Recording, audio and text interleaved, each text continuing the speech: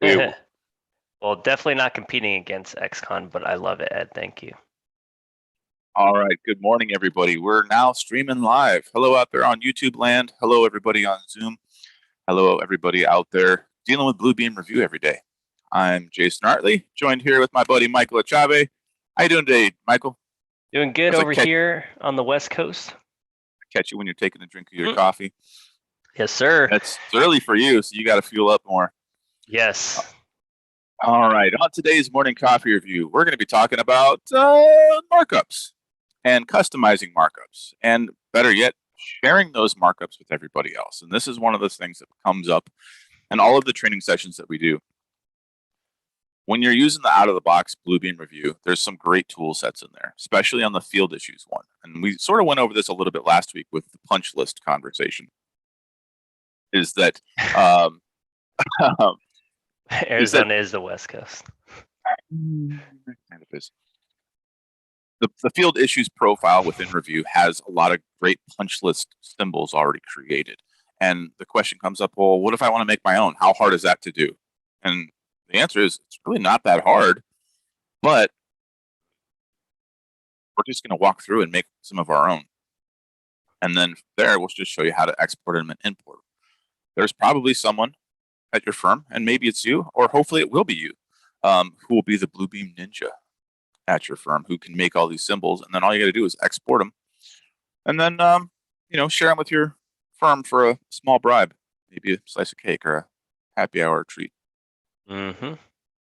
I like those. Right. Hold them hostage. There you go. Yeah. Instead of sharing. It's different.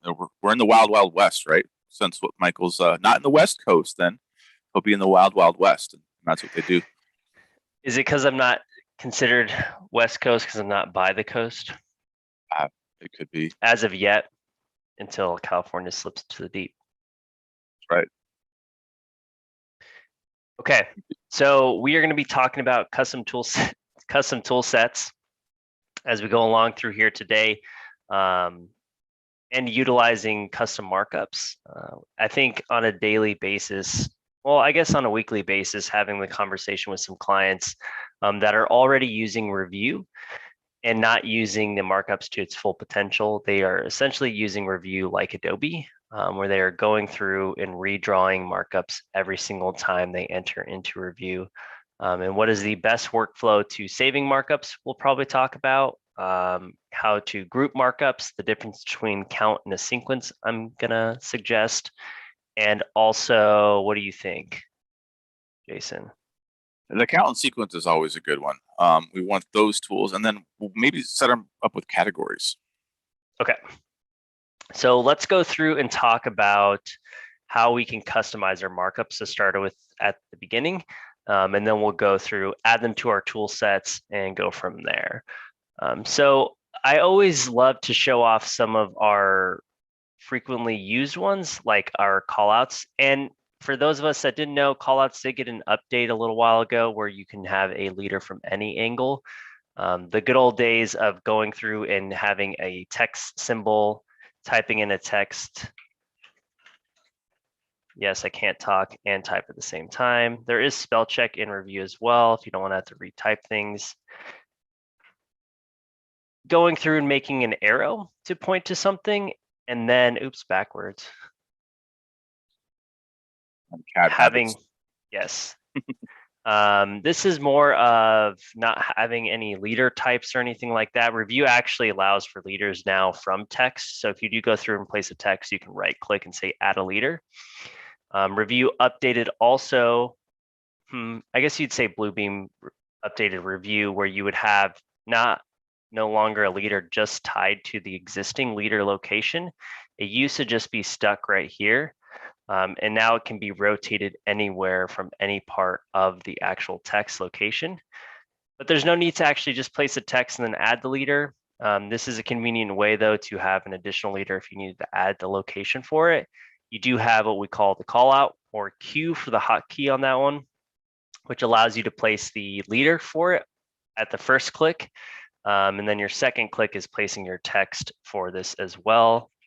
We'll do West Coast for everybody because we're not on the West Coast, just to play a joke. There we go.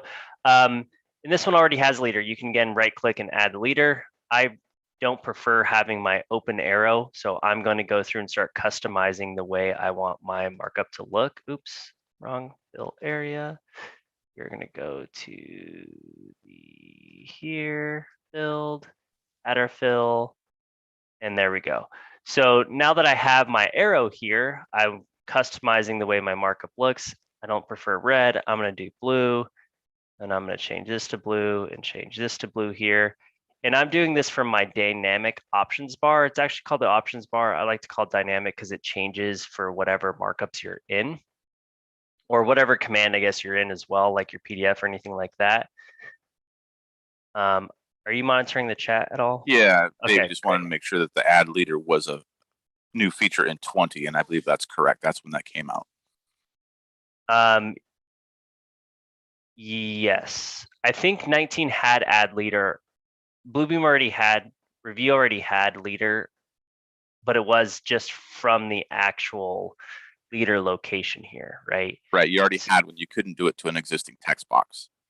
Yes, and also you could add it, but it could only stay right here.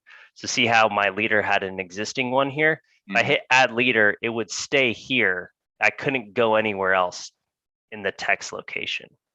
It had to stay where the existing leader was attached to the existing leader. So you had to point like this. You weren't able to go through right click and say add leader and go from any other side of the text location as well. And I know that was for the call out at least. I don't know about the text part. Yeah. But it is way better. I really like this new function. I'm still bothered that it always wants to attach to the middle of the bottom like you have it there. Like, does anybody really do it that way? That's a symbol thing. You know, if you've got a keynote symbol which you can easily do, you can turn that West Coast into a keynote that says number 2 or 2B or whatever. And then that middle point is more relevant, I suppose. Yes.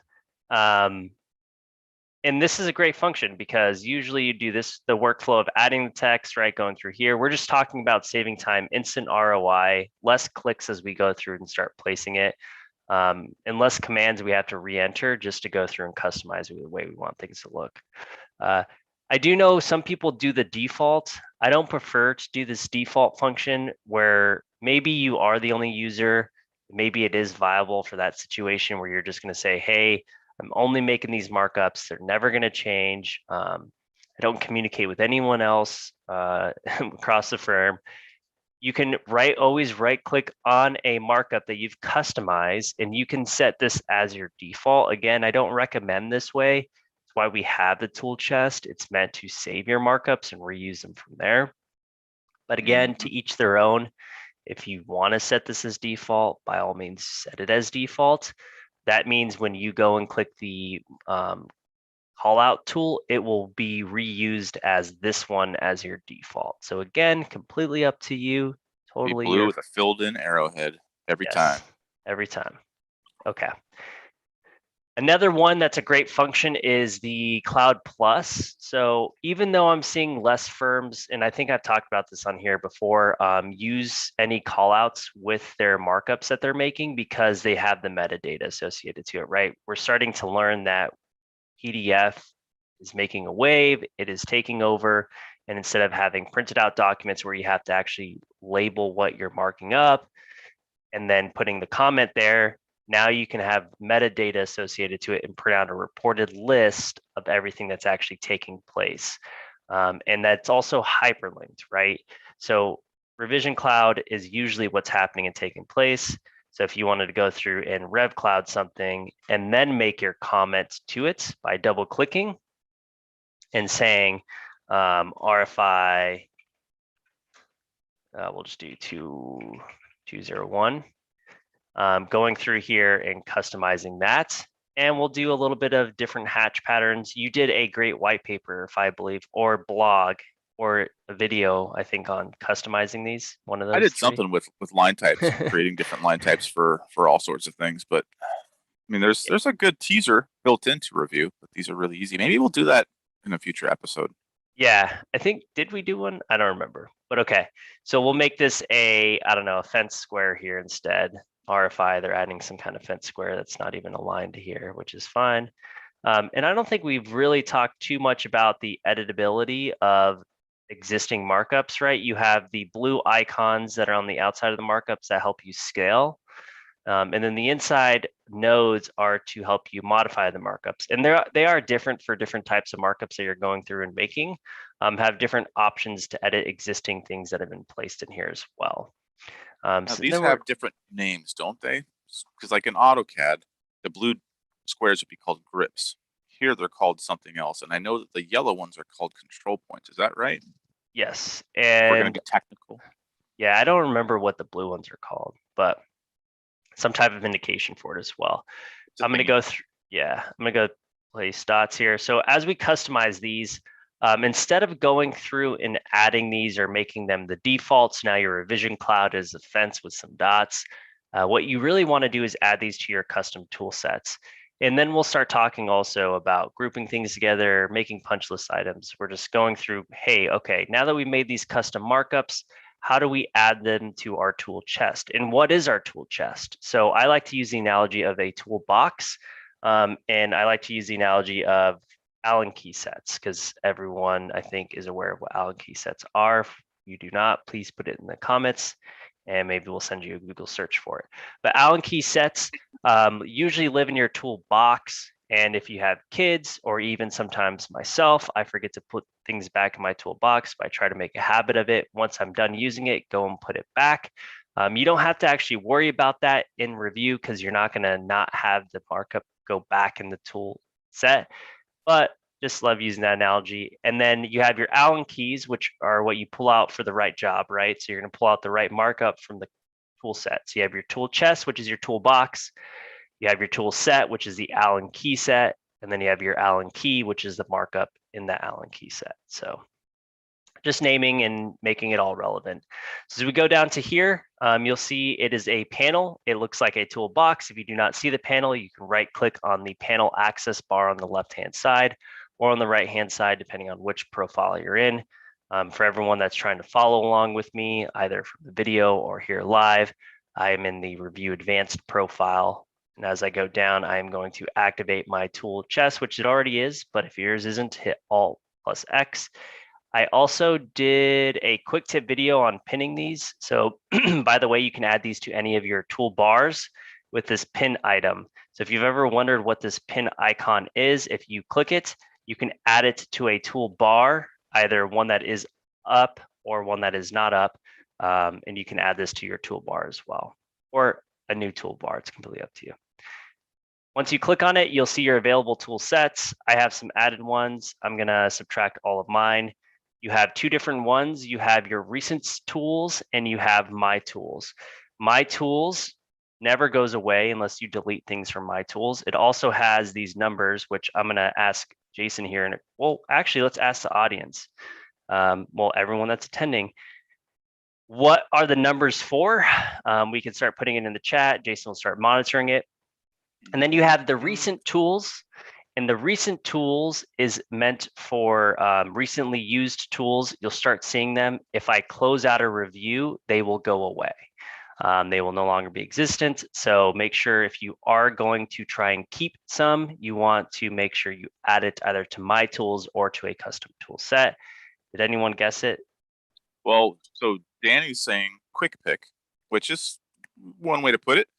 David also says single key shortcuts, and currently he's correct. Why would he be incorrect? If we go above, and then if you get number 10 and 11, then it's two keys. Gotcha. Yep.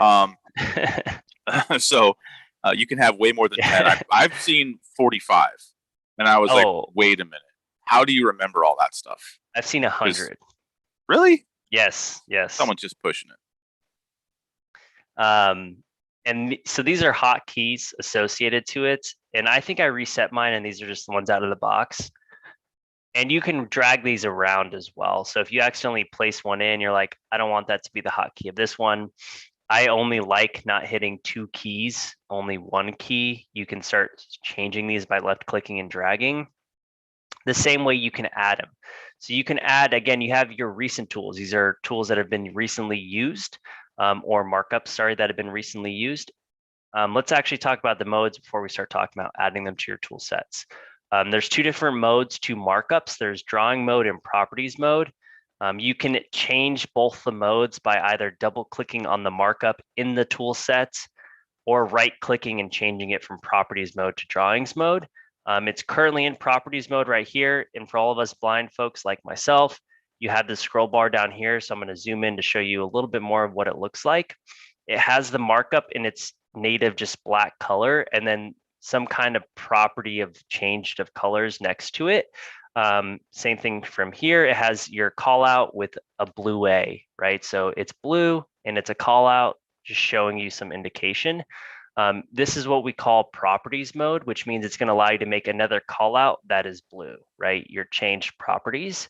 Now, if you double click on this markup again, it becomes drawing mode. Drawing mode is an exact copy of something you've already placed.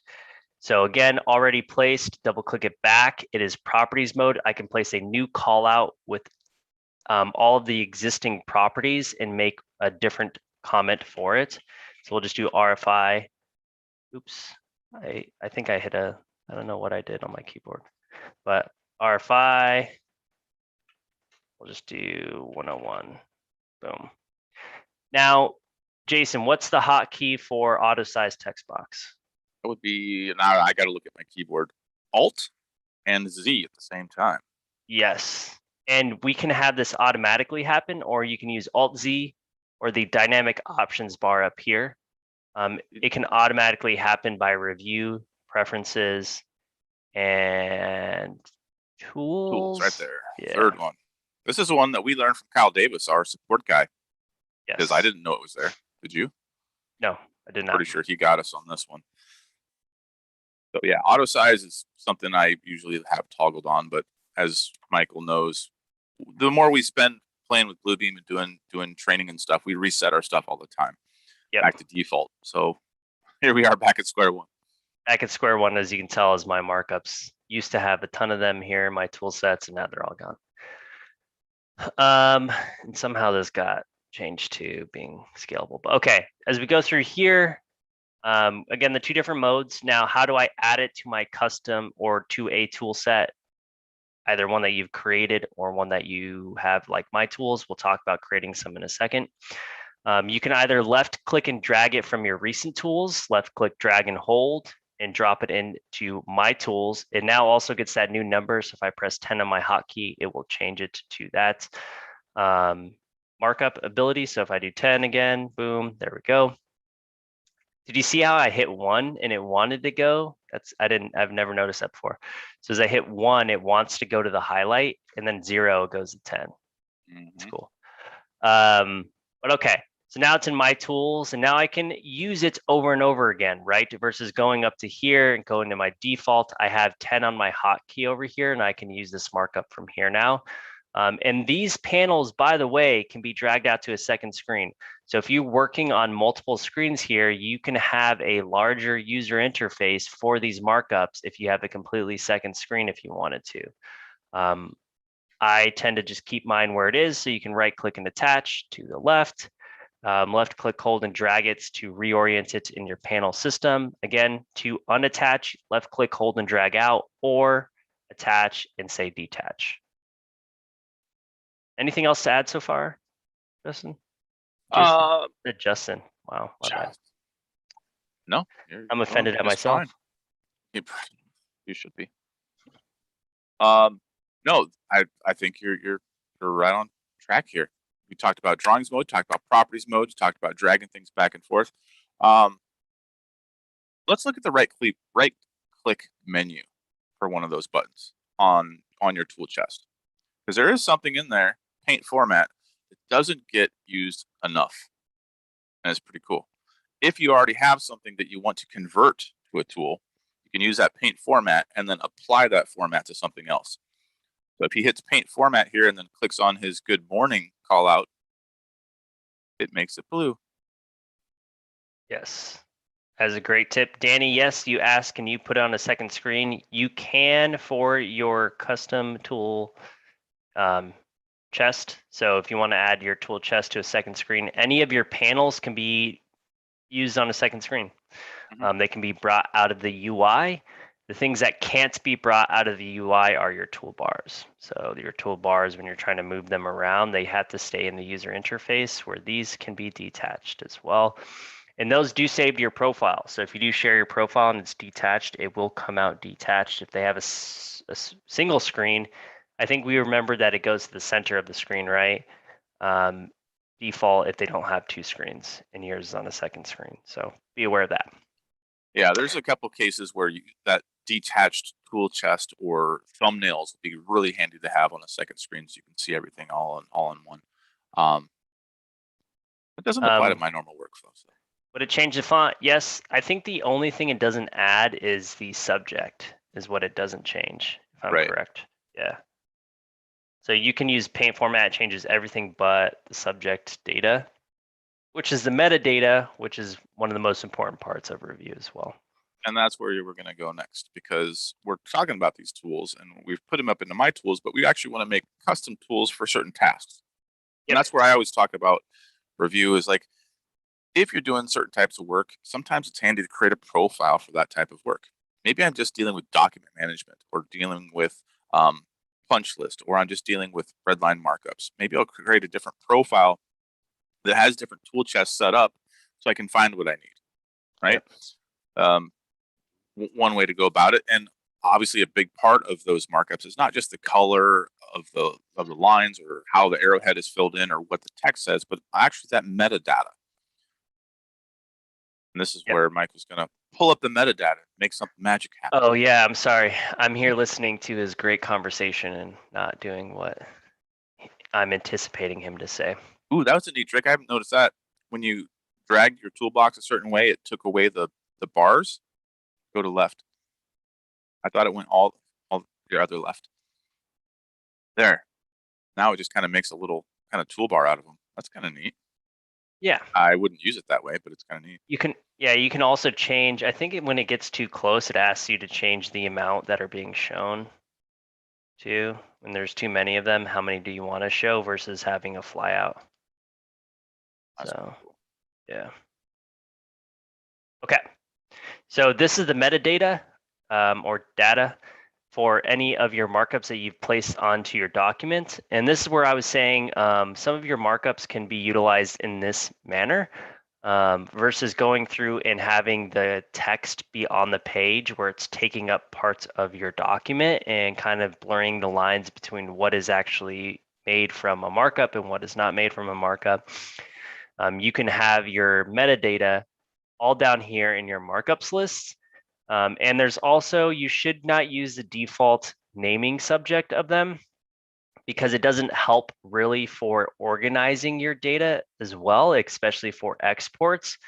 I highly recommend changing your subject, and you can't do that by selecting it and placing it and then changing it. And you're like, hey, hopefully now from moving forward, it will always be different. It doesn't work that way. What you need to do is either before you've added to a tool set, you need to change the subject, or you have to click on it while you're in the properties. You can change the subject and it changes the subject for that specific markup as well. And that one's always tricky. And by default, the subject will always be the tool that you used. So cloud, the subject is cloud. Callout, the subject is callout. Text box, the subject is text box, so on and so forth. Those are just generic. Change them. And this is what we're talking about when we're looking at this default set of tools here. Architect review, contractor review, engineering review. The big difference is the subject has been set to architect, contractor, or engineer, and do the same thing. You know, maybe it's a punch list, maybe, whatever you want to call out. I do it a lot if I'm showing off like waterline information. I put it all under waterline, or I name that subject for what it is, and I don't accept that default. Exactly. And making the subject as well as comments. You can't add a comment to the sequence data, but you can for accounts. And actually, it's the page label, not the comment for account. But we'll get into that because we're going to show you the difference between a sequence and account. So some other items that you can have as well for your tool sets before we talk about how to create one. There's the gear symbol. You can change the way things look. A great reference is for a punch key walkthrough. Instead of having it in symbol mode where you're like, hey, what does all of this mean? You can actually go to the gear symbol over here and see detail, and we can start seeing what people have made for their specific punch walkthroughs, right? Now the symbol is GR, but the subject is cleaning. So this is a cleaning punch walkthrough. What needs to be cleaned now that we are finished building our project? What are the comments associated with this GR? It's grout repair, clean, smooth, right? So the comment would show up in the markups list, and I can sort by, okay, what needs to happen for all of the cleaning pertaining to this punch walkthrough, right? Or maybe if I had a painting punch walkthrough, I can sort again by which ones I want to look for from the metadata that I have down here in the markups list as well. Yep, so symbol mode, then you have set scale. So you can set a scale to your markups. So if you have a set scale to the page, does the markup change per scale on the page? And you can have multiple page scales on a page. I did a blog about that. Go check out our resource pages or any of our social media, as well as Jason and myself. So I think I do have a bunch of our stuff posted on mine as well. So On a couple, was it probably a little over a month ago, we did a whole morning copy review session on drawing to scale. So go check out the YouTube channel and revisit some of our old episodes. We did do a whole thing on drawing to scale and using this feature a little bit more. Yes, you want me to go back to the sequence one, you mean, David? So I'll place a couple. Ooh, such a cool trick. Whoa, how'd you get it so high? How'd you get it jumping around so much? I'm just clicking on top of itself. Oh, okay. It's like you got it to go in some weird Fibonacci type pattern. I'm just yeah, so you can see I'm clicking on top of it. So that is you mean auto size. So this one doesn't change. So the way that they've created theirs is a text with a circle around it. Yes. So what they did is so this one is not a group, right? So when I go down and I see ungroup, it wasn't originally made in a group. So the reason why this one works so well is that it wasn't grouped together. It was actually just a variable with the circle. So you have your text with the circle here, and then you have whatever it's going to be. You're probably going to put it in the center, whatever type of margins you want to have. So 1, Alt Z, and then I'm going to make mine a little bit larger because I'm going to anticipate that it's going to get bigger. And the text is not in the center. And there we go. Can you make yours blue or orange or something so they look different than the other guy, the default ones? Yeah. Ooh, there we go. There you go. Green, I dig it. All right. And let me fill it too. So they did a fill with like some kind of opacity. Ooh, so I'll just fancy. do the same one. We'll just do black. There we go. So from here, right, it's center text. I use the middle alignment. You can create these as sequences by going up. You can't do it from recent tools. You have to drag it up to your My Tools or a custom tool set that you've created. Then you can right click and you can go and create a sequence, and you need to define it. From the sequence of how you want to define it, I prefer not to have sequences. I prefer the count feature. But again, to each their own and their own workflow. Sequence is just a visual count, and it's itemized every instance in my markups list, which is annoying. So if I have 54, which we'll go and look, I'm gonna have 54 markups down here in my markups list. And you can see how large this has grown just from looking at my scroll wheel over here, which isn't great. I prefer a count, which is grouping the instance place into one large count. That's my preferred method, but again, up to you. So style here, you have 1, 2, and you have more data that you can tie to it, by the way. But anyways, okay, come back to here. So you can have style of 1, 2, 3, Roman numerals all the way going to ABC, okay? You can do a different start sequence as well, or different increment, and you can reset per sequence per document or per page. So if you're going to a second page, is it restarting that numbering? or continuing onward, because you can right click and restart your sequence, and that's kind of what they're saying. Renumber when the markup has been deleted. That's okay. So great, now I have my sequence, boom. And there we go. Same thing. Notice that little icon that showed up in the My Tools. It has that little orange arrow signifying that it's a sequence. Yep, it's like a play button, backwards play, right? Yeah. Okay. Well, let's go back and talk about how do we create a custom tool set, right? So we talked about, hey, setting to scale. You can also create a legend, by the way, which I didn't go over really quick. You can export these from here as well. You can hit save, and you can pin them again to a custom toolbar. Great. So going up to here from the tool chest, how do I create my own? So you can go to the manage tool set here, and from here you see yours. You can also export from here as well. They are saved as a .btx file. So if you wanted to share them from with anybody or hold them hostage for a drink or some food, you do it that way. Sharing is caring though, by the way. Going through here, you can then go and hit add, and you can add it as well, or you can modify an existing one. This is actually also, by the way, where you can import or export these for the subject and comment data as well. So if you wanted a punch key import, you can go through here and do that as well. It's seen as a CSV file. So if you wanted to go through and create a custom one in terms of, hey, or export these out, I guess, to give an explanation of what these are, you could do it that way. Show in all profiles if you're modifying it. So by default, well, not by default, you have to check it. So if you check it, it's only going to show in the singular profile or all profiles. You can't handpick your profiles yet. It would be great if you could, though. And then path, relative path or not relative path. So is it going to search for the title of what it is everywhere? Or is it just going to search for the root of the folder of where it was in? Okay. We got some questions. Are you monitoring? Am I still good? Yeah. So Okay. what folder do I need to modify or move, save, or export for the user's personal profile toolboxes when me, aka the IT guy, give them a new computer? So that's a good question, because by default, this all points to your C drive, right? It's actually, for most of the software that we deal with, it's just put in a pretty logical place. All the stuff is going to be found.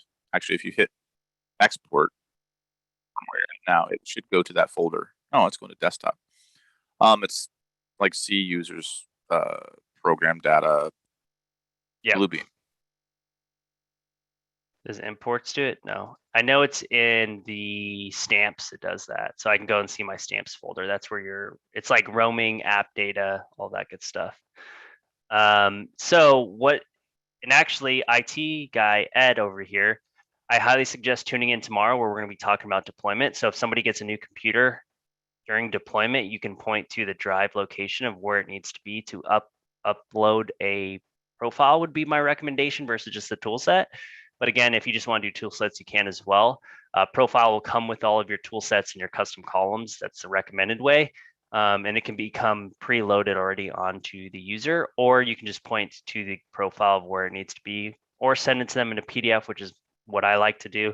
Just have a welcome resources page PDF, and then just click these things, and here you go. And it kind of helps them be aware of what they're doing. They're adding a profile. It's not just magic happening behind the scenes. I like always knowing kind of what is the reasoning behind some of the stuff. But okay, so import, export from here. And let me check my time. Okay, so I have like 25 minutes to go over the rest. Let's go. So from here, manage tool sets. We just created our custom tool set. I didn't create a custom one, but we're going to go through and start creating custom markups. I'm going to add all of mine to my tools. So we talked about the sequence one. Again, sequence is great if you want a visual count. That's pretty much it. Would you say anything else for the sequence? No, I'm totally on board with using a count instead of the sequence. Yes. They both have their place, but I think you get more meaningful data and less of a messy markups list by using a count instead. Yes. And once one has been made, a markup, you can duplicate it. You can change colors. You can paint format, like we've said. You can re-edit your sequence. You can even add an action, so it defines an action as you're placing it already. Or what layer. Layers are great to have established already in your custom tool set if you wanted to do that type of method of going through your walkthrough. Like having your tool set already be on a punch walkthrough layer so that people can turn off the layer when they're trying to look at their red lines versus your punch walkthrough. Yep. So again, from here, you can already have a predetermined layer set up for those markups as you're placing them going through there. Then the lovely delete button in properties mode. But what we're going to do is create a count now. So from here, you can go through and create a count if you wanted to. A count has a different icon. It has the scale on the left and the numbers on the right. And now it is a count measurement. And from the count measurement, you have different properties as well. So when I go through to here, there isn't an actual comment, but it's given a label. So that's kind of where your new comment location is. So be aware of that. You're there. This is usually where you put your comments for your usual markups. For this one, it's actually in your labels. So you can go through and change the subject. Recommend not keeping the default one as we talked about earlier. Custom for what you're using the job for. And then when you go through, yes, you don't get the visual indication of incrementing upwards, but what you do get is down in the markups list, you will now have, let me go there it to is. There it is right count. there. Oh, okay. I was Count. going to show the search feature, but yeah. So count. And now you have the comments of 3, which I want the total. So it's the same because the comment is the amount that's being placed, but you can do the count. And over here, you have the count, which is 3. And you can continue the count by right-clicking on an existing count and say resume count. You can also split the count if you want some of them taken out. Usually the split features like to delete some because you're trying to get rid of some. But again, yeah. Anything else you have to add to count? Well, I have a confession. Okay. I have a confession. I didn't know that resume count feature was there. Really? Yep. I'm feeling like pretty silly right now. It's like one of those things. I'm sure it exists somewhere, and I probably right-clicked on that 1,000 times and never saw it. So, thank you. You're welcome. So yes, you can go through here, and it's the same for here as well. Resume sequence. So you can go through and resume your sequence. You can go through here and resume your count. Split count. You can delete the single count that you have selected. Yep. So pretty cool feature that David has is, do you have to right-click on the last one that you did to resume the count, or can you click on anyone in the series? Anyone in the series. Because remember, these numbers are not going sequential, right? Yeah. So it doesn't really know which one you clicked on first. It just knows together the metadata is grouped, even though the objects are not. Yeah, you can see how it's selected them as well from the indication of that they're still grouped together. I guess they're just linked together would be a better term. There you go. Okay. Yep. So you use the search feature in the markups list to find those counts. And can you hit the X on that count to reset your search? So one of the things we're trying to do here is we're also trying to talk David. David? I think we're talking somebody into getting to review 20. So while you're in here, do a filter for the count. Oh, yes. Filters are so cool. Yes. New filters are better. Yes, they are. So you used to only be able to filter things in your markups list by the singular column. Now you can go through and say, I want cleaning. Okay, let me go through and make a couple cleaning.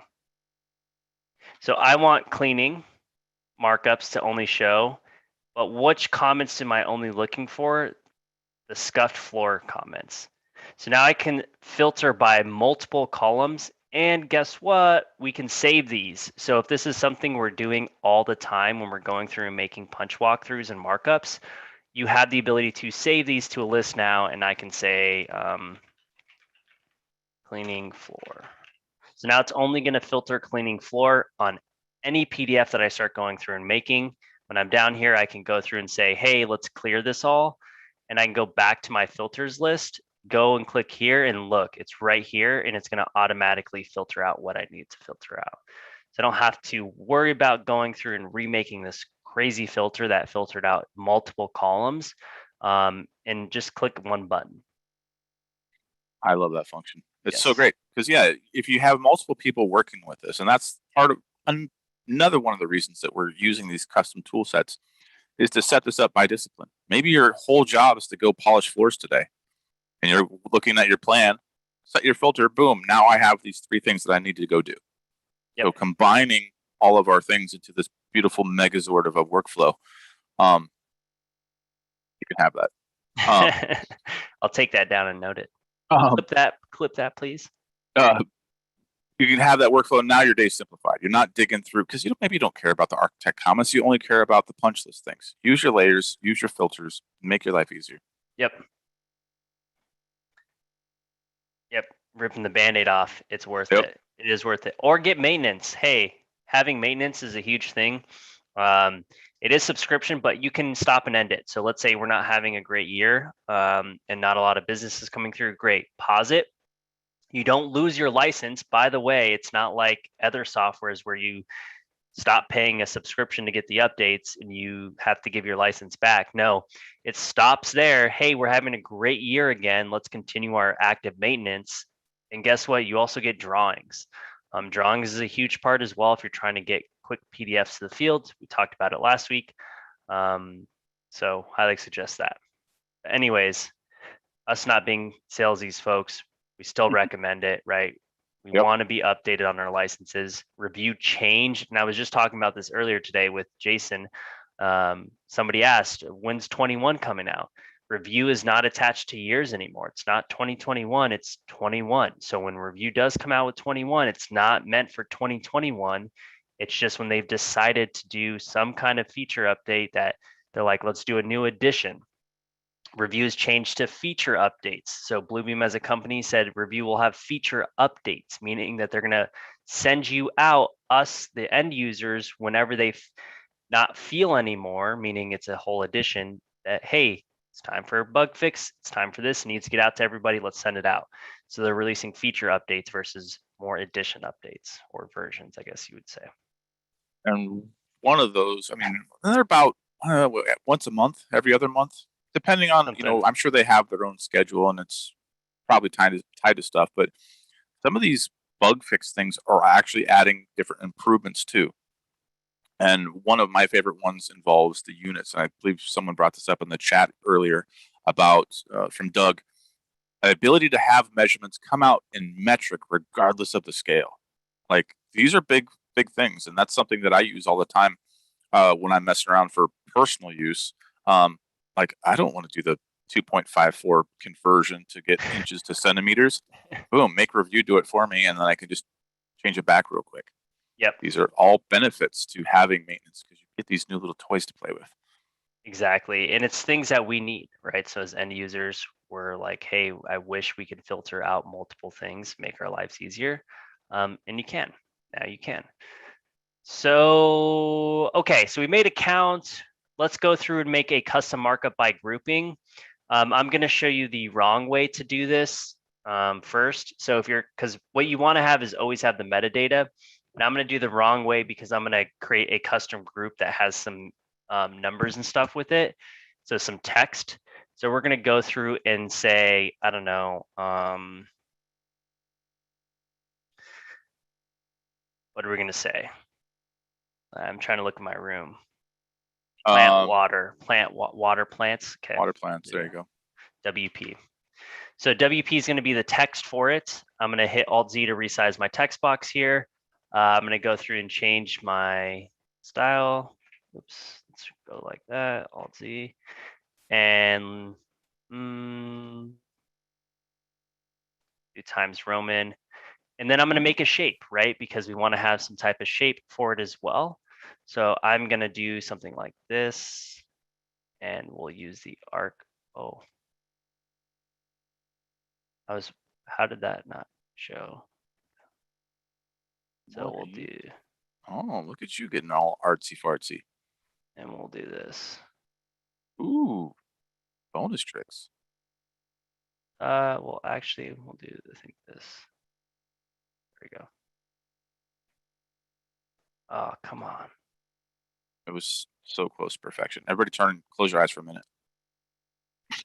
Okay. That's gonna bug me. Hold down shift and it would keep it from doing stuff, right? Yeah, but we'll do this. So now it looks like a water spout. There we go. Okay. So customizing or creating custom markup, I have a bunch, like 3 lines in here now.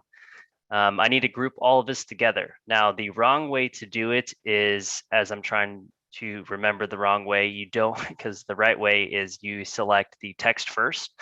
If you select the text last, it's going to be the last known item grouped. So when you get ready to attach a comment to it, what happens, Jason? Can you attach a comment to it? Okay, we'll do it. So I'm going to do it the wrong way. How do I group things? I'm selecting things one singular, holding then shift and selecting the next item as I go through and select these to group them all together. And I'm selecting the text last. This is the wrong way. When I go right click and say group, now my comment is the WP. So if I were to change this to a comment of water plants, because that's what I need to use it for, it's going to change my text water plants. Well, why did the comments over here work for Bluebeam's extension page and not mine, right? That's because we grouped these incorrectly in the incorrect order. So Control Z, so they're not grouped. You want to grab the text first, because again, or I mean, you just don't want it to be the last one. It's essentially what you don't want it to be. Because if you select it as your last one and you change the comment, it's going to attach the comment to the text. So you want to make sure that that is not the last one in your selection. You want to make sure it is the first one. And then you can right click and click group. And then you can say what it is, water plants. Ooh, Denied. I think I selected it last. Yeah, this is one of those tricks where it's took a little R&D time to figure out why this doesn't always work as intended, and I wish this was a little bit more logical. But this is also, pretty fancy stuff here. If you wanted something a little easier where you didn't have to worry about doing the group thing, you can certainly insert one of the other symbols that Bluebeam provided and edit that, and then it should work. Yes, and we're going to add it to down here too. And now the subject is group, so we can go through here. Let me change this to weekly. I don't know. And then we can change this to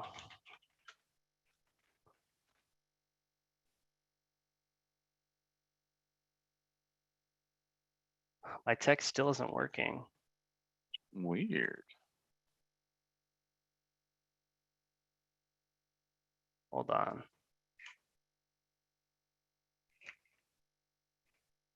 Because I'm using a line? Shouldn't be happening. Yeah, with the text box, it seems to do things a little differently. Too many groups. Let's see. Maybe if you used a polygon. Yeah.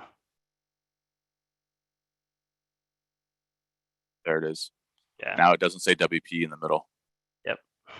Yeah, interesting. So it doesn't like the multiple lines. So what if you made a group out of that first, and then you'd have merged 2 groups together? Okay. Is that even possible? Yeah, so let's see. Do group.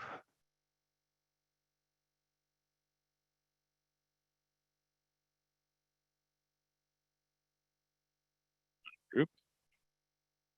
There we go. Maybe it's because I need to all select the lines at once. I don't know. Okay, so Yeah, let's that's go. the question that David had, was what if you did a multiple select at the same time? Yeah. Okay. Yeah, that did it. Yeah. So yeah, you just got to mess around with the order a little bit. I think if I did multi-select, let's try that. So let's ungroup this. Oh, that wasn't, was that it? Yeah, that was it. So let's ungroup. Okay.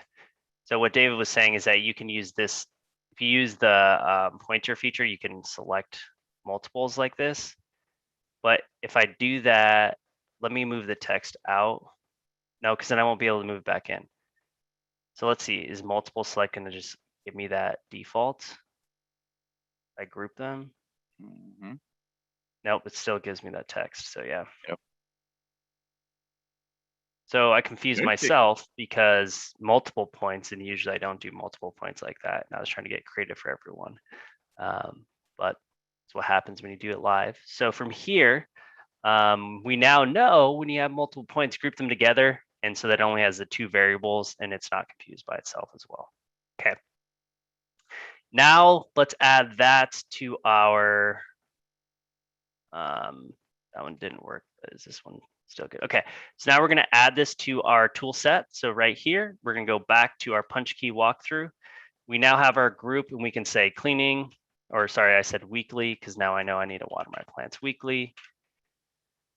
This could be facility maintenance too, who knows, right? They need to water plants. That's the word I was trying to think of. Like, what would you put this under? Facility maintenance. Yeah, they need to maintain watering plants in specific areas. So now we have the ability to go through and say, hey, this is going to be a water plant right in here between one of my control joints. Great. There's going to be some plants there and they need to water the plants there weekly. And again, you can change your subject. You can go then and look at those. And hey, what if you were making this actually as a list to make sure things are being completed correctly? You can. Down here in the markups list, now we can do weekly. They can go down here and say right click and they can actually set a status for it. Like it was completed today. Great. So what is our completed search for weekly? It was now completed on this set date and time. See, and that's how you're going to prove that it was done at that date and time. Yep. I love that feature. And those can be customized as well, those statuses, and that does stay with the profile. So getting into the weeds a little bit on that, but that's what we do here. You can set a different status for that, so we're watered instead of completed, or fertilized, or whatever else. Ooh, we got a custom tip here from Doug. Tip: if you want to tie an attribute to a custom group, all of the items need to have the same subject, i.e., an item from the choice column filtered by the subject.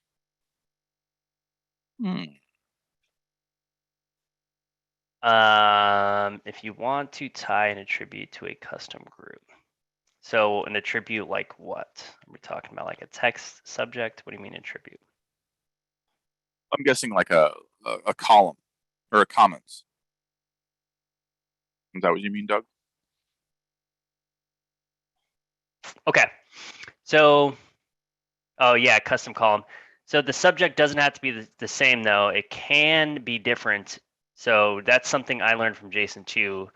If you want it to be choice specific, that's great. Then you do choice specific and custom columns. So when you're doing a choice and you're adding one, if you leave it blank, this is what I learned from Jason, and I always thought it was just one or the other, but we always learn every day. So from subject, if you don't put a subject in here, it'll let you be used anywhere. The item will. But if you put a subject, it's specific to the subject item. Like weekly. So if you put a subject in there for weekly, you would only be able to assign that choice to something that matched that subject. If you leave it blank, you can assign it to everything, which isn't always the best use case. But again, depending on the type of work that you're doing, sometimes it works out well. Exactly. And also when you're doing those custom columns, you can have them already assigned to the markup. But again, to assign something to an existing markup in a tool set, you need to click on that markup in your tool set and go over to the settings, and you can go down and change. You'll see your custom markups, or sorry, custom column data over here on the right-hand side. Sorry, on the right-hand side, but lower in your properties, like above the options, you'll see the new custom column data being populated here. So what Doug is saying, that all of the items in the group need to have that subject line, not just the group. So you have to go in. Oh, okay. I get what he's saying. Put everything on the same subject. then group it together, make sure that's on the same subject, then it will work as intended. Okay. Little tricky. All right, we got about 5 minutes left here. We talked about creating custom markups. We talked about callouts and text boxes. We did the count, the sequence. You showed making custom things. You showed making the different tool boxes. One thing that I would love if you would show, and this happens every single time I create a new toolbox, it always shows up at the bottom, and I don't want to scroll down. So you've got your punch key cleaning at the bottom, and it's all the way down there. How do I put that up closer to the top? I know how to do it this way, but I'm wondering if you're going to tell me I can drag it. So, ooh, can you drag it? That's why I was like waiting for you to tell me. Well, we're going to have to find out. I was going to go here and click the little arrows on the side. I was hoping you were to say, yeah, Mike, you can just left click and drag. That doesn't work. Okay, good. Like it can't be that easy. Come on now. When you go back to manage tool sets and you select the tool set that you want, there are little arrow keys on the left that will activate once you have something selected. So if that punch key cleaning that you have, if you want to push that to the top, or at least under my tools, now when you hit OK, it'll be closer. This is a great way to make it faster. If you're moving things from recent tools to a tool set that you're wanting to populate, you don't have to drag all the way down. You can simplify it. You can also turn things on and off there, where if you're just populating a tool chest, a tool set for a certain specific workflow, turn everything else off except for recent tools and the tools that you want to populate. Make your drags faster, be more efficient, and then turn everything back on. Yes. Can you drag over here? No, you can't. Okay. I really thought you were coming out with some new cool thing. Oh, I was excited. One of these days I'm gonna. But that wasn't. Yeah, let me clear this list. Let me also show you a quick legend. You can go through here. You can add a legend.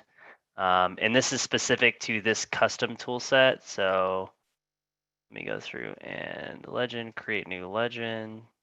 Why aren't you letting me create new legend?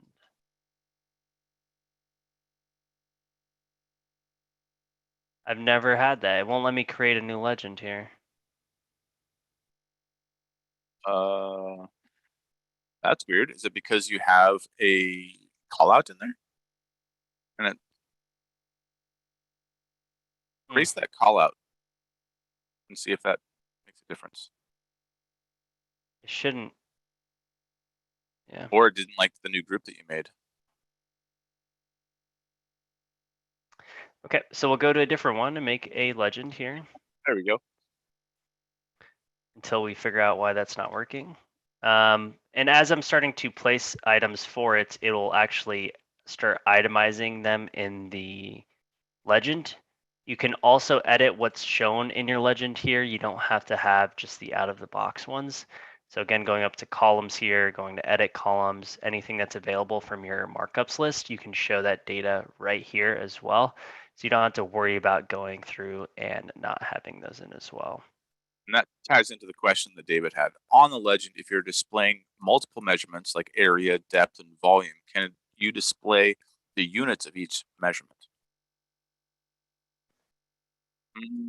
Yeah, I think it does show up as unit, right? So if you did do an area or a length or whatever, it should show feet or square feet. I was going to do it. We have a minute, so. I don't have any measurement tools. Sorry, David. Yeah, you'll have to try that. So just go to columns, edit columns here, and then you can see the units. So area, volume, depth, all that stuff is hiding in there. I did. Still hasn't found it yet. Yeah.